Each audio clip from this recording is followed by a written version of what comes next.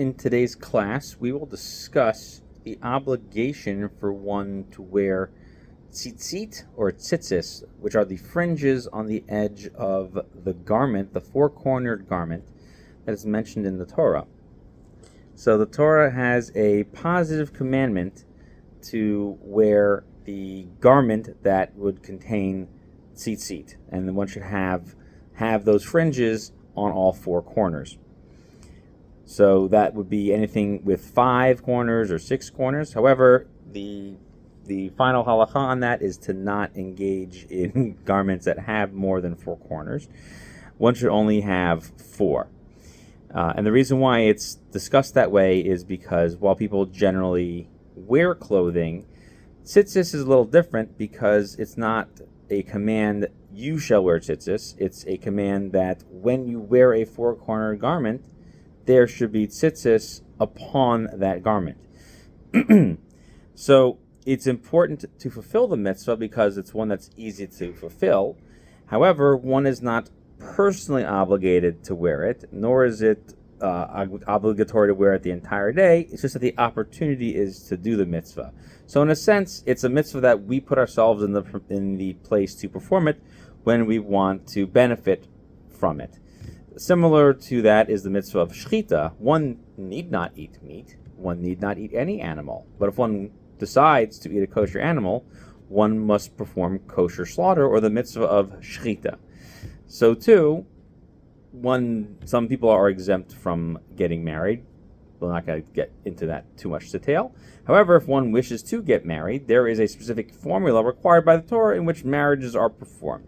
Just as a kind of interesting way that not all mitzvos are bound to, you have to do this. For example, reciting the Shema is a you have to do this kind of mitzvah, whereas tzitzis is if you're doing this, you should do that. But it's an easy enough mitzvah to do, and it helps us add to more of the mitzvahs that we do in our lives as well. And always the tzitzis must be placed at the furthest corners of the garment. One should have in mind while wearing the tzitzis that they are there to help to remind you that you are fulfilling all of the commandments of the Torah, just like it says in the paragraph itself that we recite the 3rd paragraph of the Shema every morning. If one is not currently doing that, I do recommend that as another mitzvah to do, because that paragraph also contains the mitzvah of remembering to mention that God took us out of Egypt, which is incumbent on both men, and some even argue it's incumbent on women as well to mention that, because there's no necessarily time-bound commandment on that. Not everybody agrees, but that's something to think about. So therefore, one should focus on wearing tzitzis at all times and have that intent in mind. Now, who should wear tzitzis? The obligation is for all Jewish males aged 13 and 1 day and older. Women are exempt from wearing a garment that would have tzitzis on it. They are not obligated because the mitzvah of tzitzis is predicated on being worn only during the day, and therefore time-bound positive commandments, mitzvahs aseh shehazman garma, nashim puturos, women are exempt, and so therefore they do not have to wear a tzitzis garment. Some in Ashkenazi circles, women who are not obligated in a mitzvah, such as lulav or shofar, they are allowed to go ahead and perform that mitzvah. However, for tzitzis, there is a general custom that women should refrain from wearing them, and that is because there is an issue of what's known as yuhara. Yuhara is an idea of making yourself look very religious to other people, and one should refrain from engaging in that behavior.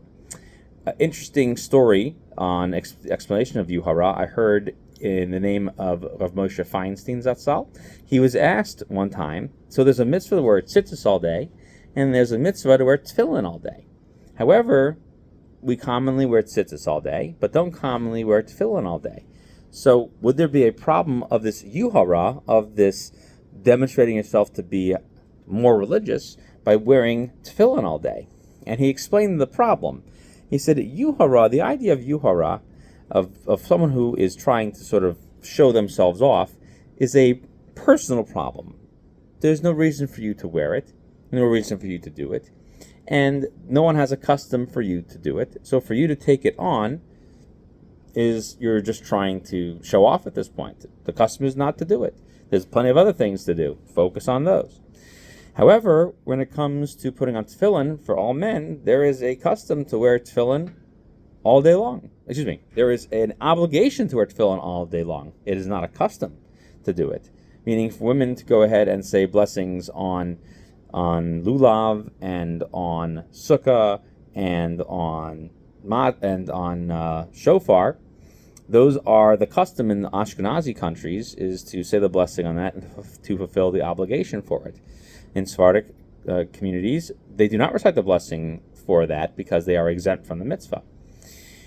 So to put on tefillin all day, even though people aren't currently wearing it, would not be yuhara because there's an actual obligation to wear tefillin all day. So if one was able to go ahead and provide the opportunities to put themselves in the place to do that mitzvah properly, one could wear tefillin all day without anyone to object. But in the case of women wearing tzitzis, this would be yuhara because there exists no such obligation and there exists no such custom for such a thing to continue on. The only other adult male who is exempt from wearing tzitzis would be an example of someone who is an onen, someone who is currently engaged in the burial of a relative, and that is because he's not allowed to perform any positive mitzvos.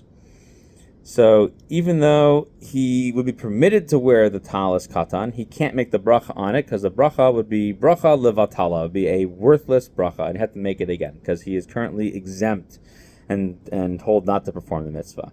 And that's an interesting thing about this as well, is that in the laws of Shema as well, if you go ahead and do it, because you were fully exempt at that time, you had to perform the burial before you could go ahead and engage in other mitzvahs.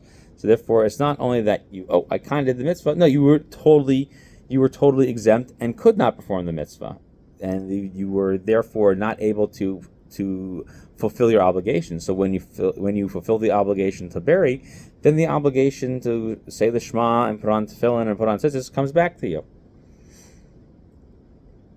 Now, how about children? What age is a proper age for children to wear tzitzis? So the general rule is a katan shehigia lechinuch. Those are the most obvious words of the Shulchan Aruch, that they should start wearing tzitzis. How old is that?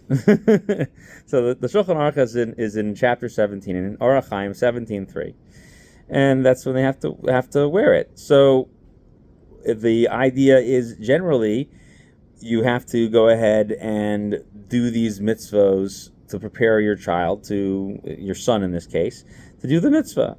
So how old is that? So we have everything between the ages of 3 and 9. Interestingly enough, the 9-year-old is the one that is considered to have the minimum size for a talis. So Gaonim like Rav Moshe Feinstein used to say, if a 9-year-old's putting on a tzitzis, when he puts on a talis katan, he should put it on, and it should be the proper size. Other kids at the age of 3, 4, 5, 6, 7, 8, at those ages, they should be, number one, they should be potty trained, so they don't ruin the tzitzis. That's sort of like a common sense thing. And number two, they should be able to keep the tzitzis in good working order, the length of them, the size of them, enough that they're not in the way.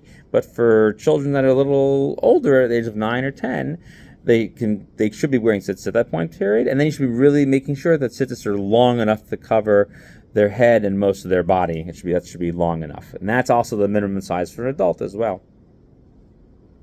Let's address one other thing in the halacha over here. There is a custom amongst the Ashkenazim not wear a talis, known as a talis gadol, the larger one.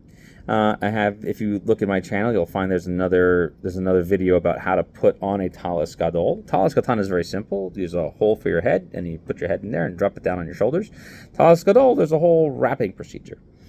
But there is a Ashkenazi custom to refrain from wearing a talis gadol until one is old enough to lead prayer services, at least age 13, and then shouldn't buy their own personal one until they are at least married. However, Sephardic custom is that the talis gadol may be purchased at any age. So this seems to be an interesting custom that goes back and forth. So it seems that there were people in Ashkenazi countries that refrained from doing it, and there's not really a reason why. It seems that possibly they couldn't afford it, and therefore they just became accustomed to not require parents of children to buy one for their children. But there wasn't really a minhag to not do that. And really, what happens is that later authorities say that, well, there was kind of a custom that developed. This is in a book known as the Piskei Teshuvos, and in this book, in chapter 8, section 10, he says that this is where it should be understood as a viable custom. However, other people who lived a little bit after him, and such as who lived before him, such as the Mishnah Berurah and the Knesset Hagadola,